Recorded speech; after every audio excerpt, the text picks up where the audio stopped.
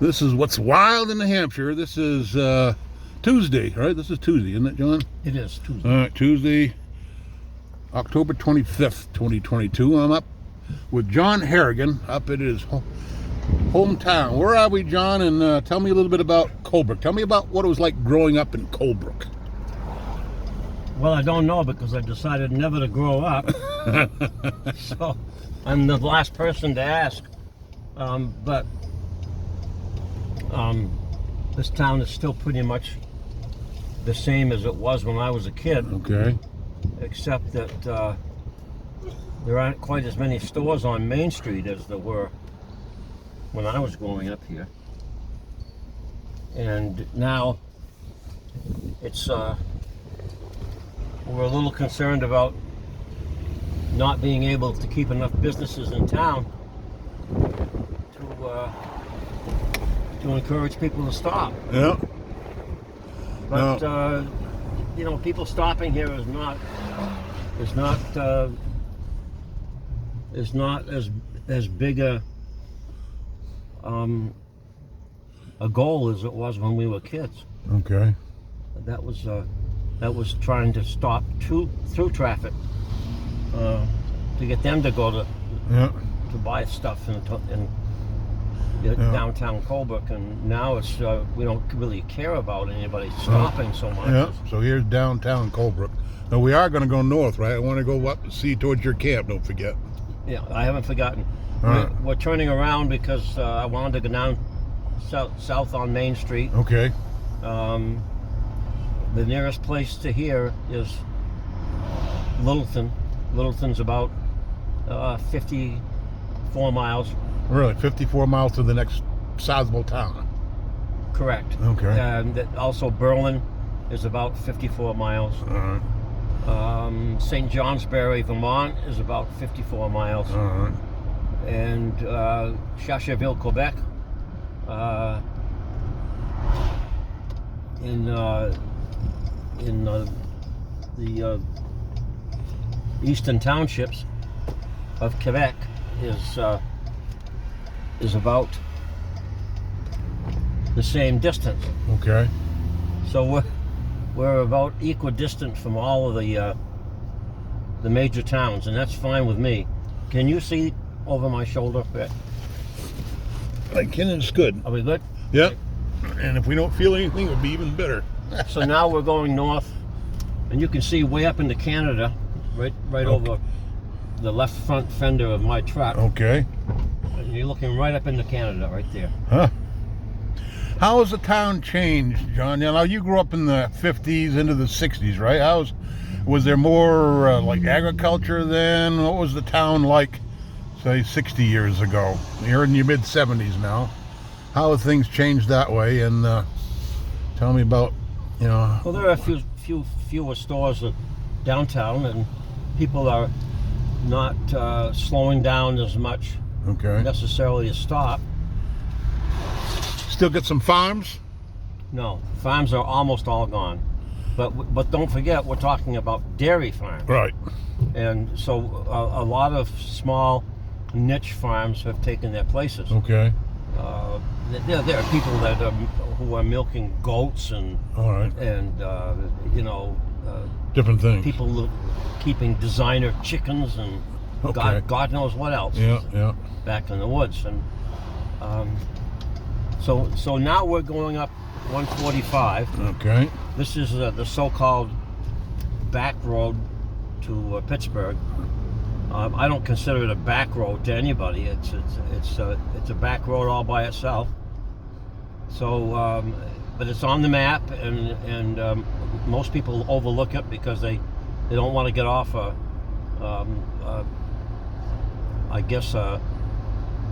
Route 3. A state road. All right. And this is a state road, but it's a minor state road on the map. Yep. And it's not right up there with Route 3, and everybody wants to be on Route 3.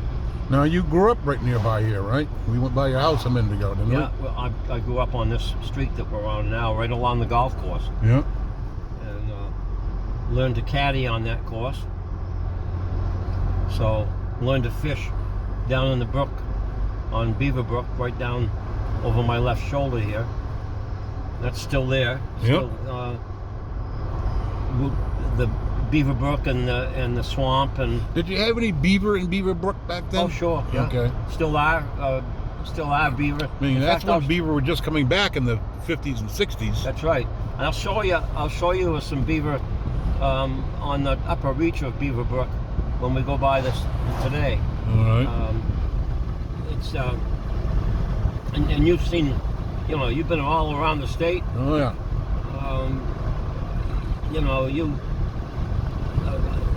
Of most people I know, Rick, you've been around the state of New Hampshire more than most. I was writing some notes last night about how I used to know the state between being the bear biologist, and then I did for 25 years I did the bat work at nighttime. I worked full-time days at fishing game, but at nighttime I was off batting, and I came up to Whitefield a couple of times. I don't think I came this far north, but you were the specialist. Yep. On taking care of bats. Yep, bats for a and long bears. time. Yep. So tell me more about your career, John. Okay, so I remember you, the first time we met was when somehow you ended up doing a story about the Amoskeag Dam. I was a junior member of the Larned Fishing Game Club, so that'd be 64, 65, and I learned that the FERC, the Federal Energy, were relicensing the Amoskeag Dam, and I convinced other club members, the adults in the group, to join me with you at the Amoskeag Dam, and we kind of demanded they put a fish ladder at the Amoskeag Dam. So that'd be like 1964 or 65. It took a couple of 3 decades for that to happen, but that was the first time I remember you. Well, that fish ladder is in place and still there. You can still take your kids there in the spring. The shad run and the salmon run are still happening there. Yeah, mostly herring now and some shad. Yep. River herring. Yep. It's pretty neat. Oh yeah. Pretty neat to see. I don't know if we'll ever see any salmon. Yeah, they've abandoned that for now. But in a second here, we're coming up on Beaver Brook Falls, and this is one of the highest waterfalls in New Hampshire. Okay. And it has a heck of a plunge here. It's about 85 feet. All right, there it is. Look at that. Wow. Absolutely gorgeous. Oh. Yep, look at that. It goes and goes and goes. And it's beyond what we can see, I bet. And it goes way up over the top of the plateau there. Okay. And it goes up, continues on up the brook of Beaver Brook. Yep. And it comes right behind my house. Okay. And goes on up into the Lamberts who own the headwaters. Okay. So cool. It's all still there. Yep. And it's all open to hunting. Yep. So What was let's. that? That was a Jeep. Yep, Jeep went up that driveway. Jeep went up that driveway. Yep. All right. Tell me a little bit more about your career. How'd you get into what you did? And how long were you at it? So I remember you in 64, 65 writing for the Union Leader. I think you wrote for that paper for a couple of years. Yeah, I was there for 6 or 7, I think. More than that. You wrote your column there for a long time. Well, 37 years. Yeah. 37 years, I all kept right. writing it after I left. And you're still writing, I hear, right? I'm writing a column for a bunch of weeklies. Okay, so a half a dozen papers or more. Look, there's a beaver. I'm going to show you a That's beaver fresh. dam coming up here. Yep. It's right up in here. There's the beaver dam down in here. See how it's all flooded? Yep. Oh yeah. And great. fresh cutting. Yep. And then there's It's active. yeah. So there are 2 or 3 beaver lodges up through here. Yep. They're all active. Good. It's quite narrow here. Oh yeah. This was formed. We're on the floor of an old riverbed. Okay. So the Connecticut River at one time used to flow through this Oh, really? gorge and down to Lisbon Huh.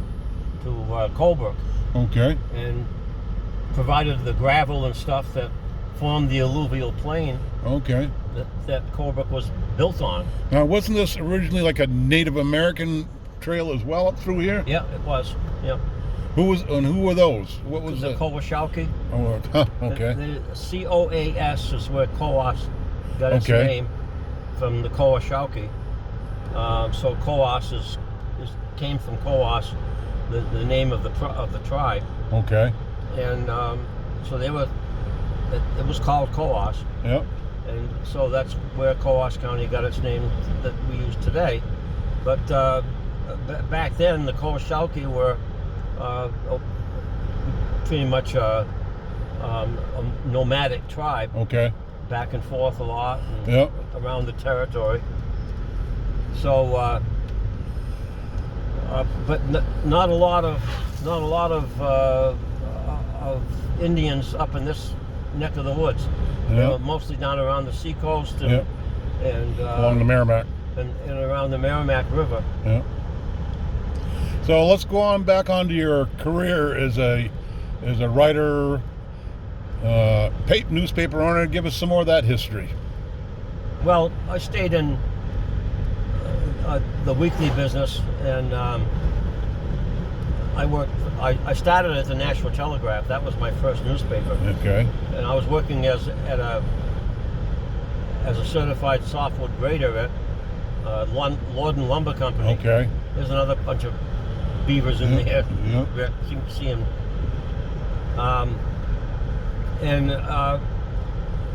So I learned to be a softwood grader, and that same year I went and got a job at the National Telegraph. I just took a day off and went up and down Main Street in Nashua, and got a job working at a newspaper. Cool. And that's how I got in. So what year was that? 68. Okay. 68. All right. Yeah, I know. Makes me sound like an old fossil. Yeah. Yeah.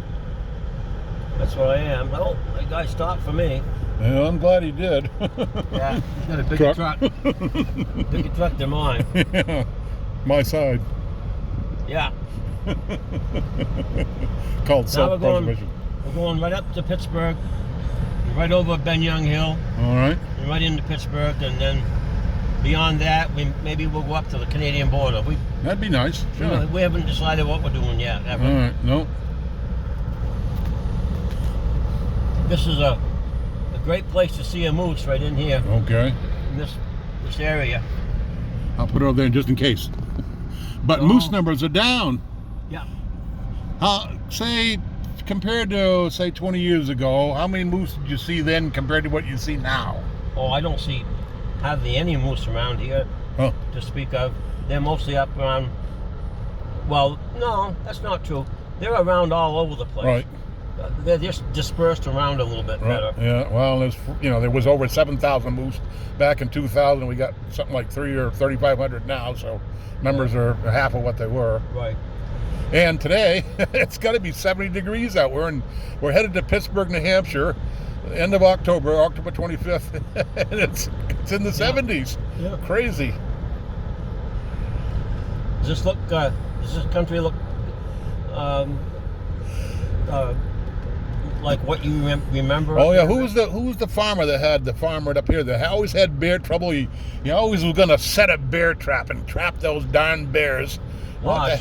What was that? What was the name? His name is Hodge. Okay, I don't remember the name. Yeah, anyways, fishing game, we're always kind of quarreling with him. He didn't want any bears around. He apparently had one of those big old metal bear traps. He was going to set and catch the bear, and we'd work with him and settle him down now and then. But it was always seemed like on this road. I've been up here more than once with that fella. Yeah, you were right in the bear trapping business for a while. Yeah, it was. You and Andy Timmons. Andy was Yeah. bear biologist. Well, of course. This is up where See, that's the old fellow's place. Okay. It's all gone now from when you were up here. Yeah. Yeah, I've been in here in the late 70s, early 80s. He's fixing Dan there. I wonder what the hell's going on. Yeah. All right, maybe I'll shut it down for now, and we'll take a ride. We'll head up to Pittsburgh, and we'll see what we do a little later on. So, John, nice ride. Hey, got a great guide today, John Harrigan from Colebrook, New Hampshire. It's kind of hard to beat that. Thanks, John.